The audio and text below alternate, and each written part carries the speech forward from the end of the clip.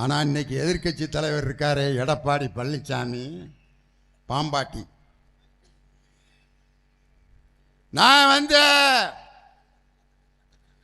4.5 வருஷம் அம்மா mini clinic நடத்தினா அதை திமுகவில் நிப்பாட்டிட்டாங்க.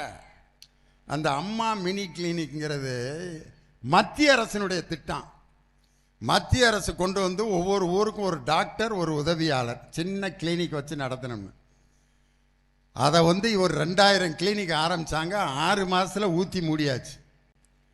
அந்த கிளினிக் எப்படி நடந்துச்சுன்னு இது வரைக்கும் அவருக்கும் சொல்ல தெரியாது. இன்னொன்று இப்போ சொல்கிறாரியா, உலக புருடா அண்ட புழுகு ஆகாச புழுகு யார்? எடப்பாடி பழனிசாமி.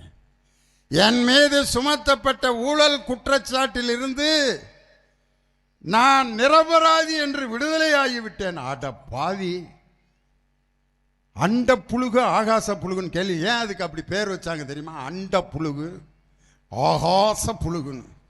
அந்த பேருக்கு என்னென்ன காரணம்? யாருக்காவது காரணம் தெரியுமா?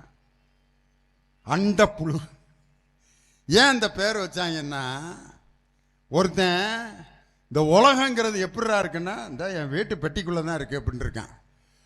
என்னடா இந்த அண்டமே உன் வீட்டு பெட்டிக்குள்ளே இருக்கா எப்படிரா அப்படின்னு திறந்து பார்த்தா ஒரு பேப்பரில் அண்டம்னு எழுதி வச்சுருந்துருக்கான் இந்த பெட்டிக்குள்ள.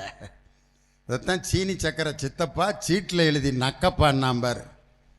அது மாதிரி எடப்பாடி பழனிசாமி இன்னைக்கு நிரபராதின்னு விடுதலை ஆயிட்டேன்னு பொய் சொல்கிறாரியா.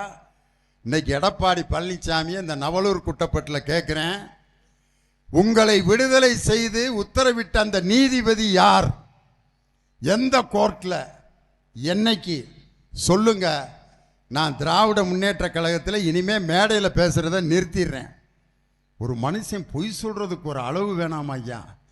இன்னும் கொஞ்ச நாள் கழித்து அடுத்த பொய் சொல்லுவார்.